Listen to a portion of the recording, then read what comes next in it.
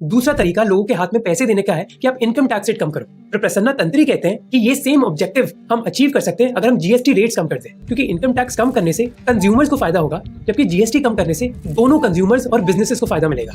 और जो एक्स्ट्रा पैसे इंडिया के बिजनेसेस के हाथ में आएंगे उनको वो इन्वेस्टमेंट के लिए यूज कर सकते हैं, और ये करना बहुत जरूरी है, क्योंकि याद रहे इंडिया के इन्वेस्टमेंट नंबर्स अच्छे दिखते हैं बाहर से क्योंकि सरकार इन्वेस्ट कर रही है और ना कि प्राइवेट बिजनेसेस। प्रसन्ना तंत्री कहते हैं कि सरकार की स्ट्रैटेजी ही गलत है। सरकार जीएसटी रेट्स बढ़ाती रहती है अपने रेवेन्यूज इंक्रीज करने के लिए, जिनको वो यूज कर रहे हैं इंफ्रास्ट्रक्चर जैसी इन्वेस्टमेंट्स के लिए, पर वो कहते हैं कि एक टाइम के बाद सरकार बहुत इनएफिशिएंट इन्वेस्टमेंट्स करती है, क्योंकि सरकार उधर पैसा खर्च करती है जहां दिल्ली के लोगों को लगता है लोगों की जरूरत हो। वो कहते हैं कि टाइम आ गया कि अब सरकार प्राइवेट कंपनीज की मदद करे उनको इन्वेस्ट करने के लिए, क्योंकि प्राइवेट कंपनीज को भी पता होता है कि लोगों की क्या क्या जरूरतें हैं। और जब प्राइवेट सेक्टर ये इन्वेस्टमेंट्स करने लग जाएगा, उससे जॉब्स क्रिएट होंगी और लोगों के हाथ में पैसा आएगा। और जीएसटी रेट्स की सिचुएशन पेट्रोल और डीजल दाम की तरह ही है। सरकार जीएसटी रेट्स कम कर सकती है और उससे उनके फाइनेंसेस पर ज्यादा असर भी नहीं पड़ेगा, पर सरकार कर नहीं रही है ऐसा।